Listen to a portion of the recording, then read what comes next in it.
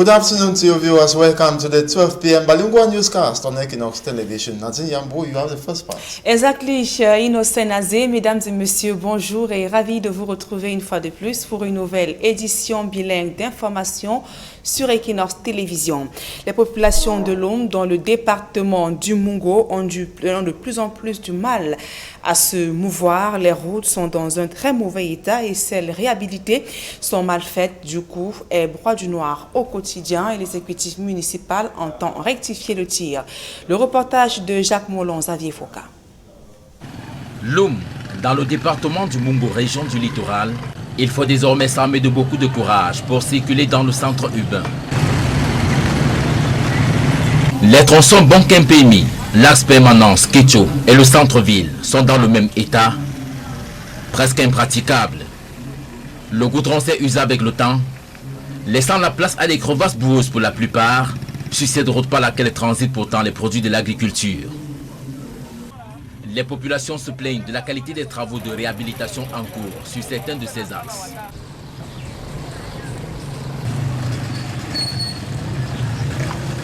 Les gens sont venus faire la route.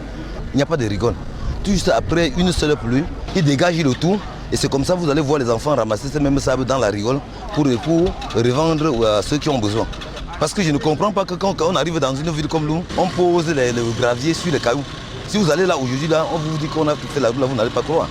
Il n'y a même plus de route. Les entreprises de prestataires travaillent pour la plupart avec des méthodes plus que traditionnelles. Comment vous pouvez expliquer qu'un prestataire qui vient faire les routes sans engin, il utilise juste la main, on attend à quel résultat? Les habitants de l'Oum sont exacerbés par l'état de ces routes et accusent l'inertie des autorités administratives. C'est comme si c'était une moquerie. Regardez les rigoles. Les rigoles, on vient nous faire des rigoles à l'Oum comme si c'était peut-être que même les rigoles du champ sont même plus mieux que ceci là. Ça ne vaut même pas la peine. Si c'est même comme ça là, peut-être que vous faites les travaux à l'Oum pour se moquer de nous. Bêta, on laisse même un truc comme ça là. Et il n'y a même pas de suivi. C'est dans ce contexte que s'est tenu le conseil municipal du mois de mars à l'Oum, dont le budget a connu une augmentation de 9% par rapport à l'exercice précédent. Le préfet qui a pris part aux travaux a interpellé les élus locaux pour le suivi des travaux en vue du bien-être des populations.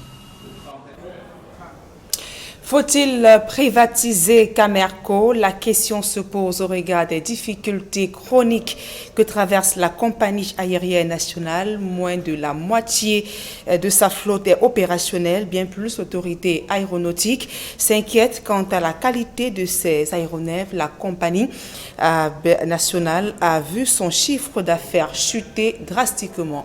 Voici l'enquête que signe François Dikoumé, Donald Brice-Kangan. La nouvelle zone de turbulence part de cette correspondance du 19 mars dernier par laquelle l'autorité aéronautique suspend l'un des deux MA60 de Camerco à la suite d'un incident technique à l'aéroport de Bafoussam. La mesure est levée depuis vendredi et l'aéronef a repris les airs.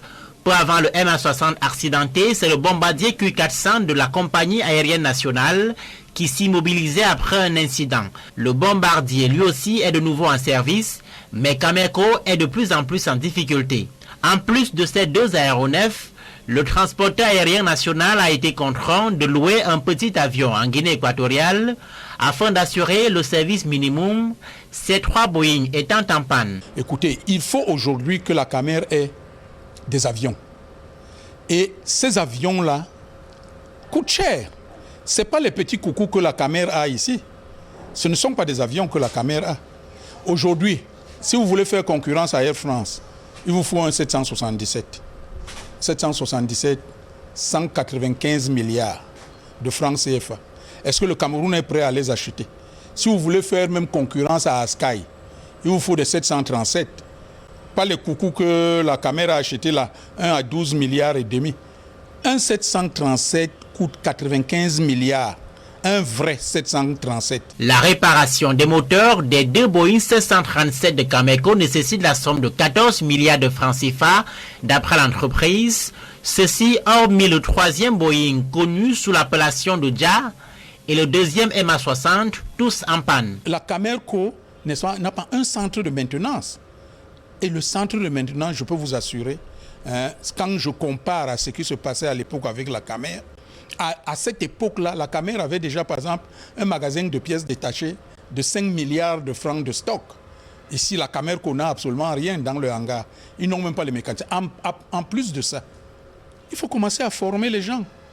Il n'y a pas de mécaniciens. La crise fait dégringoler le chiffre d'affaires mensuel de Cameco, passé de 1 milliard en janvier 2019 à 500 millions de francs CFA pour ce mois de mars, d'après les projections du top management. Les vols de l'entreprise sont désormais réduits à leur simple expression, 2 à 3 fois par semaine sur le Grand Nord uniquement. Certains observateurs suggèrent la privatisation. La société vient par contre de proposer au gouvernement un mécanisme d'émission de billets et de titres de transport aérien avec des partenaires privés afin d'en tirer des bénéfices substantiels. Et le Cameroun fait face à un extrémisme violent aux conséquences néfastes pour sa population.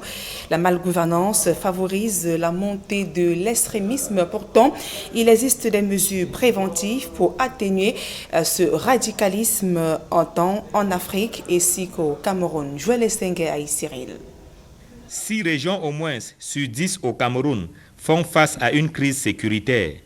La crise anglophone dans le nord-ouest et le sud-ouest, l'afflux des rebelles centrafricains à l'est, la lutte contre Boko Haram dans les régions septentrionales. Sur les raisons de ces crises, les observateurs pointent la malgouvernance. Il y a aussi des spécificités, par exemple la mauvaise gouvernance, le manque d'accès à l'éducation, l'absence d'opportunités et surtout la démographie de cette région est très spécifique. Le 50% de la population a moins de 20 ans parce que les jeunes, s'ils n'ont pas d'opportunités, trouvent après d'autres chemins qui sont souvent pas des chemins adéquats. Pays frontaliers du Cameroun, le Tchad et la République centrafricaine ne sont pas épargnés par ces crises à répétition. La situation pourrait même s'étendre à toute l'Afrique centrale. Les experts parlent d'un extrémisme violent qui n'est pas propre au continent africain, mais qui découle très souvent à la fois de la radicalisation, de l'instrumentalisation et de la manipulation. Il y a une manipulation, il y a une instrumentalisation, par exemple de la religion, des personnes se présentant comme des islamistes par exemple, alors qu'elles ne connaissent rien des versets du Coran, de même que l'instrumentalisation de l'ethnicité. Pour pouvoir mener le désordre et le chaos, on utilise ces domaines qui sont des domaines sensibles. Mais le gouvernement également doit s'assurer qu'il y a un minimum pour prévenir la tentation de l'extrémisme au niveau des jeunes qui n'ont pas de travail, qui sont oisifs et qui sont attirés par des sommes qu'on leur donne, qui leur paraissent des sommes importantes, mais en fait, il n'y a pas d'importance à ces sommes-là, parce que ce sont des sommes de la mort et de la destruction. Il y a quelques années, le secrétaire général des Nations Unies notait que l'extrémisme violent compromet la paix et la sécurité, tout autant qu'il bloque l'exercice des droits de l'homme. L'extrémisme violent est un frein au développement. Aucun pays n'est à l'abri de ses effets. Réunis à Yaoundé, les experts planchent sur la question à la faveur d'un atelier de sensibilisation et de renforcement des capacités pour la prévention de l'extrémisme violent en Afrique centrale.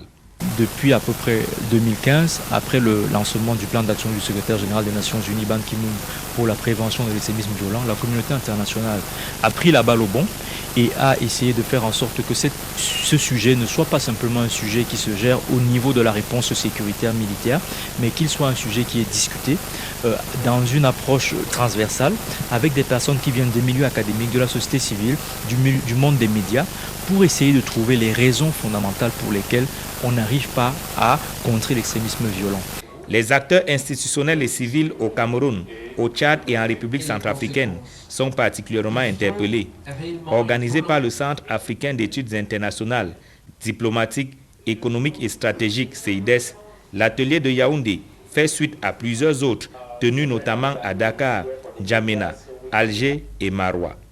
Il est question de rechercher les mesures préventives afin d'atténuer la montée en puissance de l'extrémisme violent dont les conséquences sont néfastes pour les populations.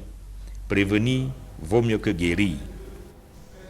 Et l'Afrique centrale est-elle devenue un théâtre d'une bataille géostratégique entre grandes puissances internationales? Une semaine après la visite du sous-secrétaire d'État américain aux affaires africaines, Paul Biya a reçu en audience l'ambassadeur de Russie au Cameroun. Durant plus d'une heure, le président de la République et le diplomate ont échangé sur la coopération bilatérale. Et Paul Biya a reçu une invitation de Vladimir Poutine afin de participer au sommet Russie-Afrique prévu à Sochi en octobre 2019. C'est le tout premier sommet auquel participeront des chefs d'État africains, des représentants d'entreprises, de puissances africaines et même internationales et agences gouvernementales. L'objectif est de contribuer au resserrement des liens entre la Russie et les pays africains. Et le gouvernement met en garde les chefs traditionnels, autorités administratives impliquées dans l'exploitation illégale forestière. Le phénomène prend de l'ampleur dans les zones forestières du Cameroun. Joël Essengue, Marcelin Ganso pour plus de précisions. D'observation indépendante déployées dans plusieurs localités ont permis d'éventrer des réseaux mafieux ainsi que des collusions dangereuses entre certains exploitants forestiers véreux et des autorités traditionnelles, parfois avec la complicité des élites et même des autorités administratives. C'est le cas dans l'arrondissement de Gambé-Tika, où l'exploitation forestière illégale dicte sa loi. Gambé-Tika, il faudrait le situer, se trouve dans une zone de transition entre la forêt et la savane. Ce sont des zones, n'est-ce pas, de prédilection pour l'activité, soit à travers des titres, soit dans des forêts communautaires, ou alors une exploitation simplement non contrôlée. C'est une zone sans surveillant où chacun, n'est-ce pas, peut, n'est-ce pas, se battre à faire l'activité d'exploitation à sa guise, puisqu'il se trouve que certains qui ont des activités dans des titres débordent parfois ces titres pour aller un peu plus loin, et d'autres qui n'en ont même pas, qui n'ont pas de titre du tout, se retrouvent, n'est-ce pas, en activité là-bas.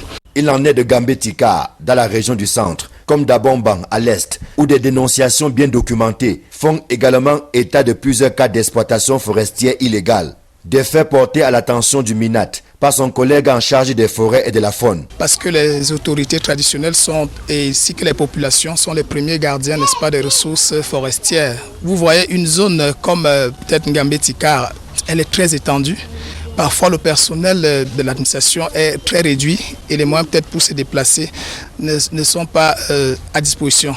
La présence, n'est-ce pas, et l'implication des autorités traditionnelles dans la lutte contre l'exploitation forestière illégale et même le braconnage serait, au cas où elle est bien appliquée, un moyen de vraiment contrer, n'est-ce pas, cette activité qui prend de plus en plus l'ampleur dans la localité. Dans une correspondance qui date du 21 mars, Paul Atanganji interpelle les gouverneurs, préfets et sous-préfets. Le MINAT leur demande de mettre hors d'état de nuire celles des autorités qui se rendraient actrices ou complices du pillage des ressources forestières. Paul Atanganji les engage à diligenter les procédures disciplinaires et ou pénales à l'encontre de tout contrevenant.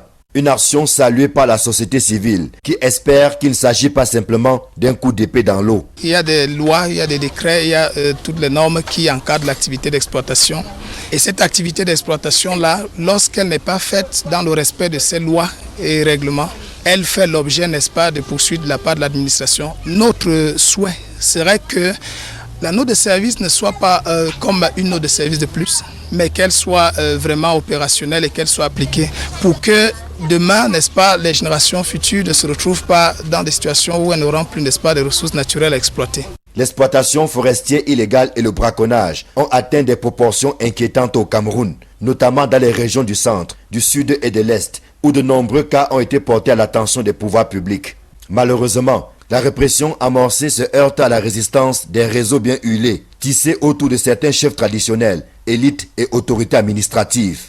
Une grosse perte pour la biodiversité, les communautés riveraines des zones d'exploitation, ainsi que les caisses de l'État. En politique, Maurice Kamto et les autres leaders politiques interpellés et emprisonnés exhortent le régime de Yaoundé à faire du dialogue inclusif sans condition et la réforme consensuelle du système électoral les priorités du calendrier politique national. Dans une lettre publiée, ces leaders politiques s'insurgent également contre l'adoption du projet de loi fixant le nombre de la proposition par catégorie et le régime des conseillers régionaux au Cameroun. Sylvestre Zangao, Séverin Chouban. Un processus exclusif et lâche visant notamment à éliminer les concurrents politiques du RDPC, les plus sérieux, parmi lesquels le MRC et ses alliés.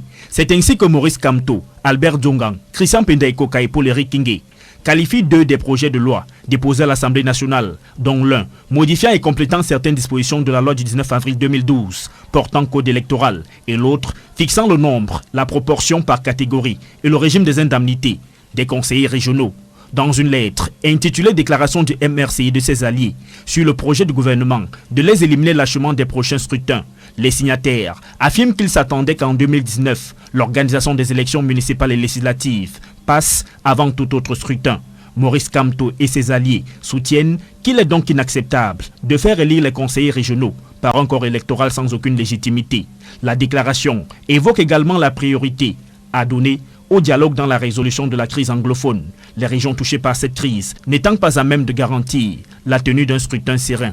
Maurice Kamto, Christian Penda Ikoka, Albert Djongang et Paul Eric Kingé concluent que l'adoption des projets de loi précités indique un refus manifeste de la réforme consensuelle du système électoral que réclament depuis plusieurs années les acteurs politiques nationaux ainsi que la communauté internationale. Ils exhortent le pouvoir à faire du dialogue inclusif sans condition et la réforme consensuelle du système électoral les priorités du calendrier politique national. Une autre triste pour sortir de ce journal, le SIF est en deuil. Adolphe Lotine Samé, le coordonnateur départemental du parti de la Balance dans le Vouri, est décédé ce jour à Douala des suites de maladie. Adolphe Lotine Samé était adjoint au maire de Douala 1er. Il a été élu en 2013, passionné de football. Il était également le président du Caïman Club de Douala. Il laisse donc une grande famille proche, politique et sportive. Éploré, donc vous voyez l'ambiance à son domicile, l'ambiance de deuil après le décès de Lotine Samé, décédé ce jour des suites de maladie. À présent, la deuxième partie de ce journal en langue anglaise avec vous, Inon Senazé. Right, Nadine Yambo, thanks, and good afternoon to you once more, viewers. Thanks for staying with us. We begin with the certain note where Adolphe Lotine Samé, Deputy Mayor of the Douala 1 Council and the SDF coordinator in the Wouri division, is no more. He gave up the ghost this morning after an illness. He was equally a football lover. He left behind a family to mourn him, and as you can watch in the images, those are relatives mourning him this morning as we went to his residence here in Douala. He died early today after an illness. And on to something else, we talk about states of roads in Lom in the Mungo division of the littoral region that has hindered circulation, and the residents are complaining of increase in transport fare because of these bad states of roads. More with Immaculate Fogwe. Courage to circulate on these bumpy and dusty roads in some localities like Trasong Bonkem, PMI Kenchu, and the central town of Lom in the Mungo division of the littoral region. Even for pedestrians, the ordeals are equally felt. The inhabitants of this locality describe the roads as a nightmare as a result of its slippery and swampy state during the rainy season. Nous sommes dépassés. It is barely a month that the rain started, and our roads are deplorable. Our gutters are full, and the movement of persons and vehicles on this road is a veritable nightmare. It is a catastrophic situation. Inhabitants of this area describe the previous work carried out on the road as a mockery to them. It is less than a month that rehabilitation works were carried out on this road twice, but the aftermath were catastrophic as nothing durable was realized. It seems as if it is a mockery to us. Look at the gutters. Those we construct in our farms are far better than this. The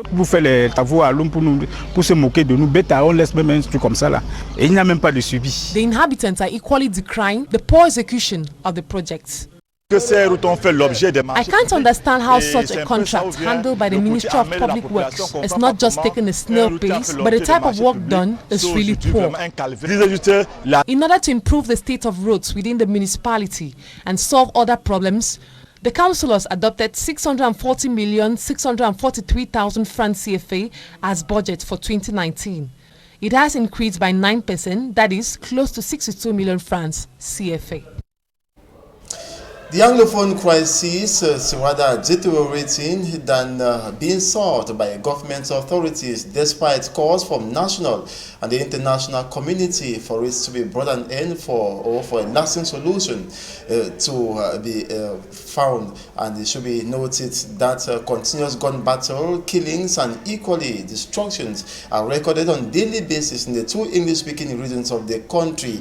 Meantime, reports saying for Asang, a resident in Batu, that's in Bamenda Northwest region, and a truck driver was shot dead last evening by unknown uniformed men who equally allegedly invaded the Batu market for the second time in a week. Meantime, separatist fighters have reportedly killed 2 soldiers in the Rome village, that's in Nhua locality that's in the Nhua subdivision in Dongamantung division of the Northwest region. And now, onto something else. Cameroon's air transport company, Cameco, is in crisis. Most aircraft of the company are down, causing a negative effect on the income of the company. Experts are proposing privatization of Cameco in order to get out of the problem. Details for me, Armstrong Sander. The new twist of Cameco stems from this release of the Civil Aviation Authority on March 19, 2019, suspending one of the 2 MS-60 aircrafts of Cameco following a technical accident it had in Bafoussam. The suspension was however lifted on Friday and the aircraft is now flying. But before the mess of MS-60 aircraft was the Bombardier Q4000 of Cameco, which was being serviced after an accident. The Bombardier as well is now functional, but Cameco is increasingly in difficulties. Added to the 2 aircrafts, Cameco had to borrow a similar aircraft from Equatorial Guinea in order to save its customers, given that its 3 Boeings were down. Écoutez, il faut aujourd'hui que Nonai, a civil aviation expert, say Cameco needs to get real aircraft and not what they have now, which he thinks cannot make Cameco competitive at the international level. He said the planes owned by Cameco are not only small and out of fashion, but lack spare parts. The national airliner needs a minimum of 14 billion francs CFA to repair the engines of the company's 2 Boeing 737, according to the enterprise, excluding the 3rd Boeing, known as Loja, and another MS-60, which are all bad. The expert also regretted that Cameco does not have a maintenance center like the defunct Cameco, which had a spare parts store worth 10 billion francs CFA. Cameco's income is badly affected by the crisis. The company moved from 1 billion franc monthly income in January 2019 to 500 million francs CFA at the end of this month of March, according to projections from top management of Cameco. The flights of Cameco have now been limited to just 2 to 3 times weekly and only towards the Grand Nord region of Cameroon. While some experts propose privatization for Cameco, Cameco authorities have rather proposed a mechanism to the government which will permit them to have a percentage on every air ticket bought or sold in Cameroon. And now in politics, militants of the Cameroon Renaissance Movement opposition political parties say the Biya regime maneuvers to flush them from legislative, municipal and regional elections to be organized in Cameroon this year. In a release, they underline that their detention is a strategy being exploited by the CPDM political party of President Paul Biya to win these elections. More in this report. Release issued Tuesday, March 26, 2019, the Cameroon Renaissance Movement political party president, Professor Maurice Kamto, and his allies, Christian Bendaekoka, Albert Nzongang, and Paul-Eric Kinge say their over 2 months detention, which they qualify as illegal, is a strategy by the ruling CPDM party to eliminate them from elections bid for this 2019. regretting the fact that President Paul Biya should be the only person to do and undo the electoral calendar in Cameroon. Professor Maurice Kamto and co-allies condemn government's possible attempt to organize regional elections before legislative elections this year. President Paul Biya last October 2018 extended the mandates of municipal councillors and parliamentarians for a period of 12 months following the saturated electoral calendar of 2018. Maurice Kamto and co-allies say electing regional councillors before municipal councillors will be illegitimate, as the current mandate of municipal councillors, though legal, is illegitimate as their 5 years legitimate mandate according to Electoral Code expired in 2018. March 26 marked exactly 2 months following the nationwide peaceful protest of the CRM political party that led to the arrest of militants, supporters and sympathizers of the party still being detained in Yaoundé. And now on to something else. The head of state, Paul Biya, has been invited by the Russian President Vladimir Putin to attend the Russia-African Summit in October. The invitation was handed to the head of state on Wednesday by the Russian ambassador to Cameroon, Anatoly Bashkin, during an audience granted him at the Unity Palace. During the audience, both men discussed cooperation ties between Cameroon and Russia while hoping to strengthen them further. Paul Biya will be looking forward to strengthening such ties in October if and when he travels to Sochi for the Russia-Africa Summit. And the head of state equally maintains that the cooperation ties between Cameroon and Russia remains firm. And now we talk here to tell you how the launch of the National Immunization Days against poliomyelitis will be tomorrow and will equally last on the 30th of March 2019. Children between the ages of 0 and 5 are involved in this operation, which will run from the date Ella mentioned, that's March 29th to the 30th. Derijato covered the pre-events ahead of tomorrow's launch and compiled this report. The 2019 National Immunization Days start March 29. These are days during which children aged 0 to 5 years receive the oral polio vaccine. So it will be door to door, and the hope is that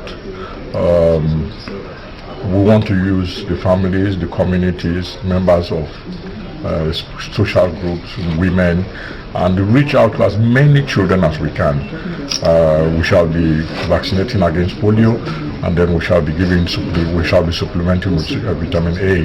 Health experts say the vaccination will protect children and pregnant women against other 12 infectious and life-threatening diseases. And as the health sector already lauded by the international body for kicking out polio keep the pace, it is no secret that this 2019 vaccination campaign in the Southwest region is trapped. The Anglophone crisis has brought war to the doorsteps, and many children have died not from polio but bullet and other diseases in the bushes. We know the context in which we are. There are so many challenges. Parents have challenges to come out with their children. Though no case has been recorded as of now, but medics say the poor hygienic condition of these children is also a breeding ground for polio. Reason why the Southwest Regional Delegate for Public Health, Dr. Mbome Victonje, briefed the press this eve of the National Immunization Days on the need to create a safe haven for the health personnel to penetrate even into the bushes for the vaccination against poliomyelitis. We should be able to pass on messages which will make everyone collaborate with us. We have a responsibility to make sure that we build a healthy nation. Okay, and it starts with making sure that our children are healthy. Apart from the door-to-door in households, vaccination will also be taking place in gathering spots like market, churches, palaces, mosques, bus stations, just to name these few. And 2 drops of oral polio vaccine will be administered to each child throughout the national territory. The 3-day operation aims to protect them from this highly contagious infectious disease which invades the nervous system and can cause irreversible paralysis and even death. And that's it for this edition of the Midday Bilingual Newscast on Equinox Television. Thanks so much for watching. Another will be at 4 p.m. Donc, join us then, Nadine Yabo. Exactement, Innocent Nazé. Fin de ce journal, mesdames et messieurs. Merci pour votre aimable attention.